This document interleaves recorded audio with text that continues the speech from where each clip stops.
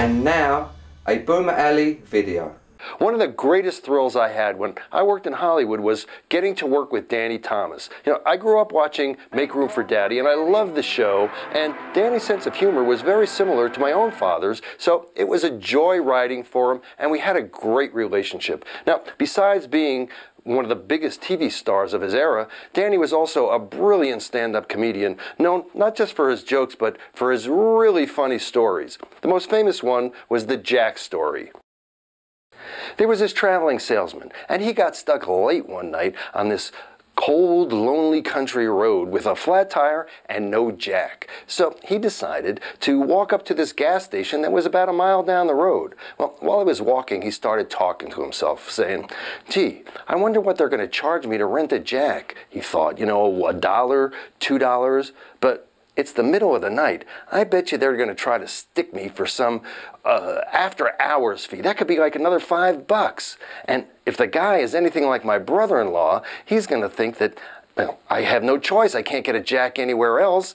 I got this guy over a barrel. He's going to really put it to me. That could be another $10 or $15. Well, the further the salesman walked, the higher the price and the higher his anger got, until when he finally got to the gas station and the guy said, "Can I help you, sir?" the salesman said, "No, you can't help me, you thief, and you can take your stinking jack and shove it."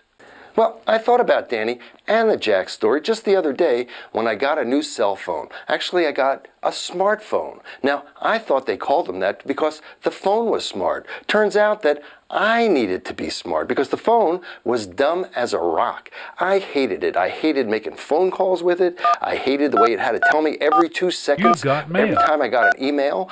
So I decided to return it. But the moment I made that decision, a Jack story started in my head. Well, what if they won't take it back? Well, then I'll demand to see the manager.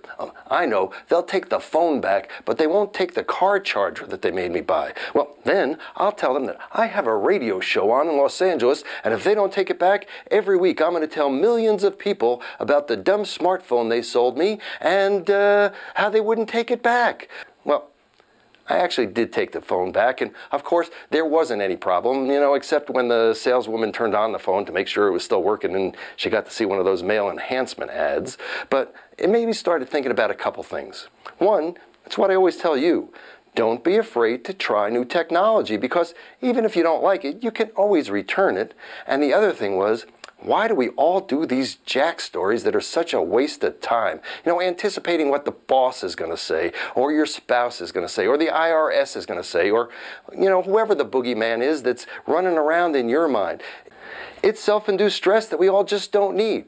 If I ever have one of those Jack stories going on in my mind, I'm going to think about Danny Thomas and his Jack story, because it always makes me smile. Danny Thomas and the Jack story. It could keep us all from being nuts. Well, that's what I think. Visit us on Facebook, get in on the discussion, and let us know what you think. And don't forget, I do have a radio show, Boomer Alley Radio, and the podcast is always available right here on the website. And as always, I'm Marc at boomeralley.com.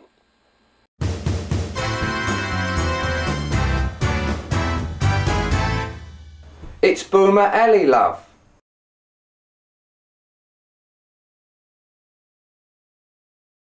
Boomer Alley Radio.